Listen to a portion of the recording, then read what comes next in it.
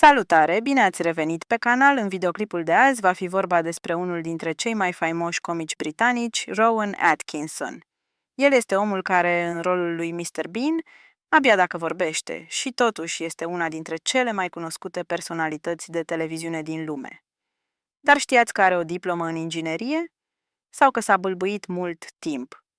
În videoclipul de azi vă prezint 10 lucruri cu adevărat interesante despre el, despre care poate nu ați auzit până acum.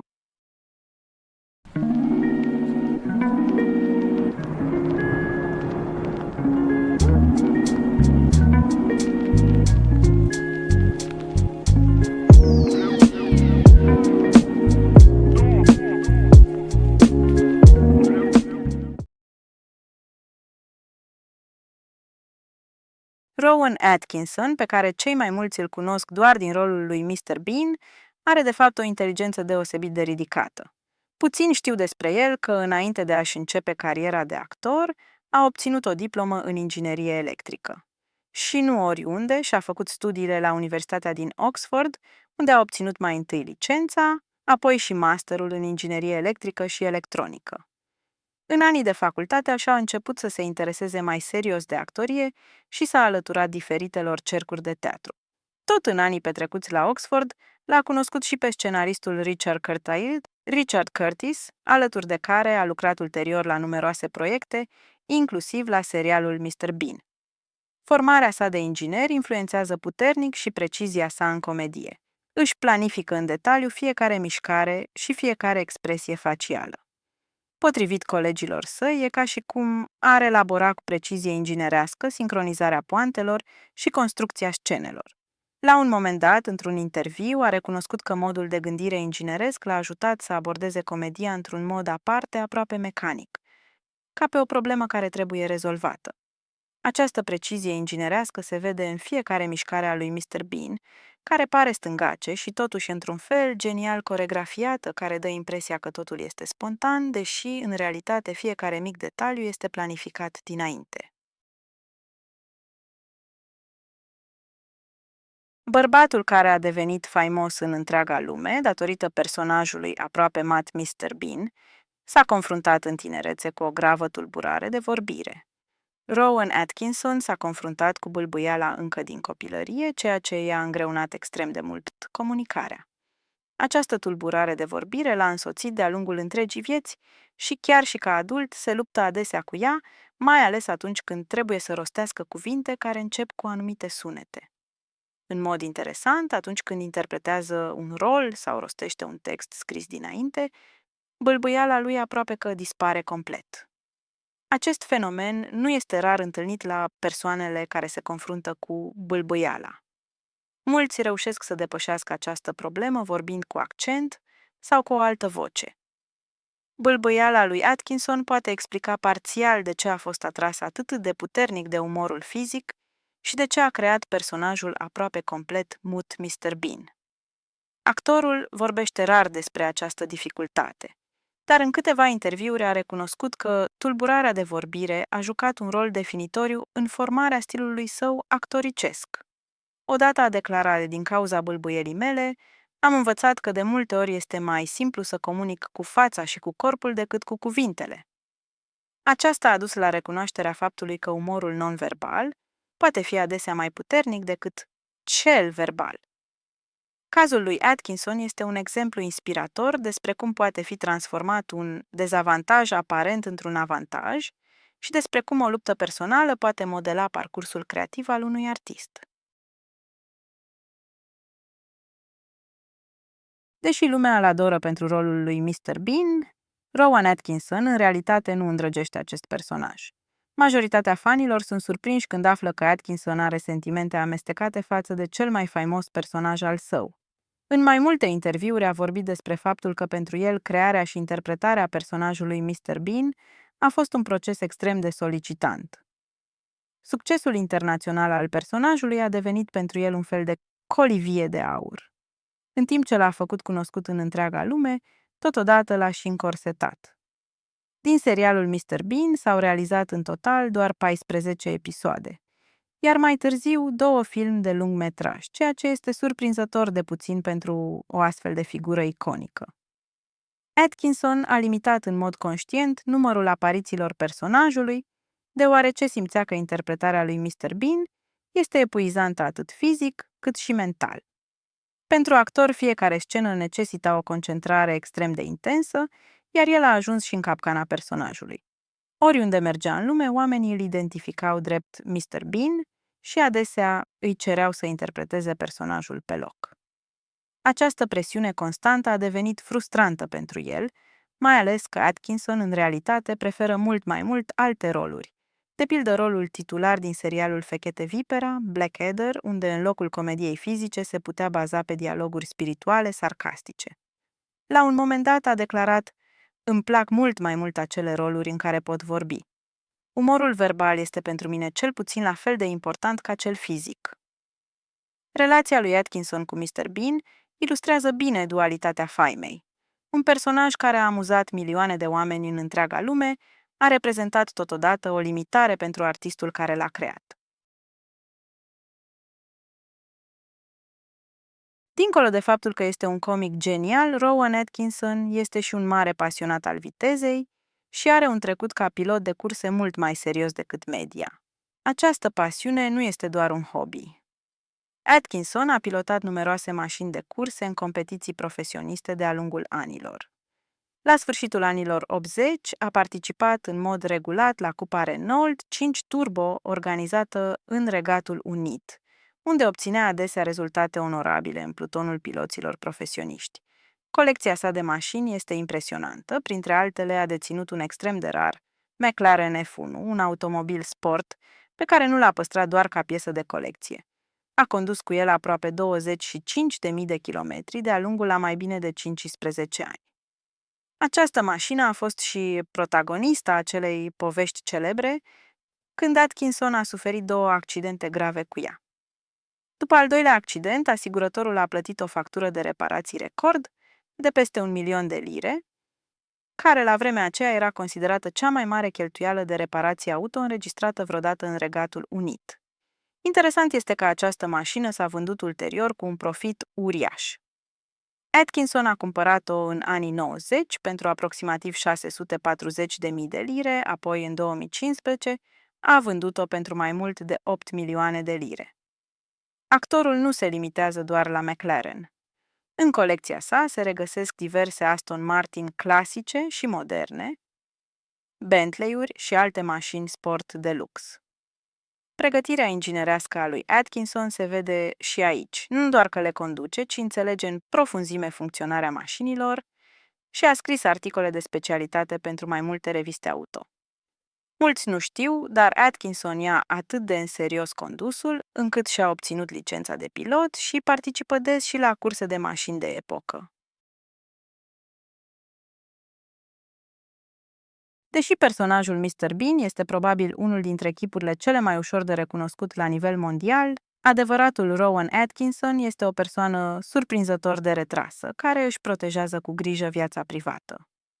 Atkinson evită lumina reflectoarelor atunci când nu lucrează și acordă interviuri sau apare în talk show-uri extrem de rar. Această atitudine contrastează puternic cu comportamentul extrovertit și ostentativ al celui mai cunoscut personaj al său. Actorul a spus la un moment dat că în realitate este o persoană extrem de introvertită și că în compania altora se simte adesea incomod.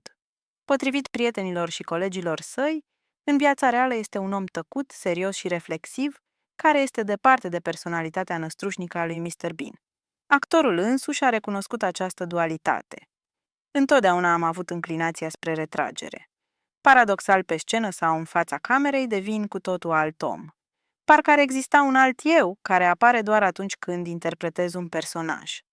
Această dualitate este cu atât mai interesantă cu cât Atkinson este un maestru al comediei fizice, în care folosește adesea expresii faciale exagerate și limbajul corpului. Despre viața privată a actorului se știu puține lucruri. Se ține în mod deliberat departe de rețelele sociale și de cultura celebrităților. Nu are un cont oficial pe rețelele sociale și apare rar la evenimente pe covorul roșu, decât dacă promovarea noilor sale proiecte o impune. Această natură retrasă explică parțial de ce reușește să ducă o viață relativ normală, în ciuda faimei uriașe.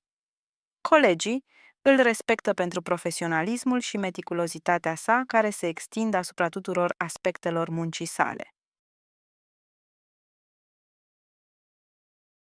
Deși mulți îl asociază pe Rowan Atkinson cu rolul lui Mr. Bean, în realitate este un actor extrem de versatil, care a oferit o prestație remarcabilă și în sitcomul istoric intitulat Vipera Neagră. Acest serial britanic a fost difuzat în anii 80. Episoadele lui acopereau mai multe epoci istorice, iar Atkinson își dezvăluia în el o cu totul altă latură. În rolul lui Edmund Blackadder strălucea în dialoguri rafinate, cinice, pline de jocuri de cuvinte, ceea ce contrasta puternic cu comedia aproape mută a lui Mr. Bean. Vipera Neagră a atins între timp un statut de cult în istoria televiziunii britanice, iar mulți o consideră cea mai bună realizare a lui Atkinson. Un element aparte al serialului este că în fiecare sezon, aceiași actori interpretau personaje complet diferite în diverse perioade ale istoriei, în timp ce trăsăturile de bază ale protagoniștilor rămâneau aceleași. Blackadder al lui Atkinson a devenit, de la un sezon la altul, tot mai inteligent și mai sarcastic, în timp ce Baldric al lui Tony Robinson, servitorul, devenea din ce în ce mai prost. Vipera Neagră nu era doar amuzantă, ci și surprinzător de exactă din punct de vedere istoric și a devenit un exemplu clasic al umorului britanic. Sezonul al patrulea al serialului, care se desfășoară în primul război mondial, se încheie cu o scenă de final deosebit de memorabilă. Aceasta i-a cutremurat pe mulți și este considerată unul dintre cele mai tulburătoare momente din televiziunea britanică. Această realizare a demonstrat că Atkinson nu este talentat doar în comedia fizică, ci excelează și în umorul verbal și este capabil să facă față și scenelor dramatice serioase. Chiar și la ani distanță se amintește adesea că dialogurile din Vipera Neagră se numără printre vârfurile comediei britanice, iar interpretarea lui Atkinson în rolul lui Edmund Blackadder este la fel de iconică precum personajul Mr. Bean, doar din cu totul alte motive. Puțin știu, dar Rowan Atkinson a avut un rol activ în apărarea libertății de exprimare, în special în sfera umorului. În ultimul deceniu a luat de mai multe ori poziție publică în favoarea dreptului la liberă exprimare și a criticat vehement legile introduse în Regatul Unit, care, în opinia sa, pun în pericol libertatea umorului. În 2009 și în anii care au urmat, Atkinson a avut un rol de lider în campania pentru modificarea secțiunii a 5-a a legii britanice privind ordinea publică, care făcea sancționabilă folosirea expresiilor jignitoare. Atkinson a susținut că astfel de legi pun în pericol libertatea artistică și, în special, spațiul de manifestare al umorului. Într-un discurs memorabil a spus următoarele: ceea ce trebuie protejat cu adevărat nu este gluma, poanta sau satira, ci dreptul de a spune glume și de a glumi. Fiecare glumă este despre cineva și întotdeauna se găsește cineva care s-ar putea simți ofensat de ea. Comicul a avertizat în mod constant societatea asupra pericolelor corectitudinii politice excesive, mai ales atunci când aceasta merge în detrimentul umorului. Această poziție este cu atât mai demnă de remarcat cu cât Atkinson, în viața privată, este retras și rareori ia parte la dezbateri politice. Munca sa în apărarea libertății de exprimare este cu atât mai remarcabilă cu cât el însuși nu a fost niciodată un comic deosebit de controversat sau scandalos. Umorul său este mai degrabă clasic și atemporal decât provocator. În parte datorită campaniei sale, în 2014, legea controversată a fost în cele din urmă modificată. Activismul lui Atkinson în acest domeniu arată că integritatea sa profesională și credința sa în arta comediei depășesc propria carieră. Pentru el, libertatea umorului este o valoare socială fundamentală care trebuie apărată. Capacitatea extraordinară a lui Rowan Atkinson de a-și controla perfect mușchii feței nu este doar un talent înnăscut, ci rezultatul multor ani de practică conștientă. Puțini actori au un control al mimicii la fel de dezvoltat ca el.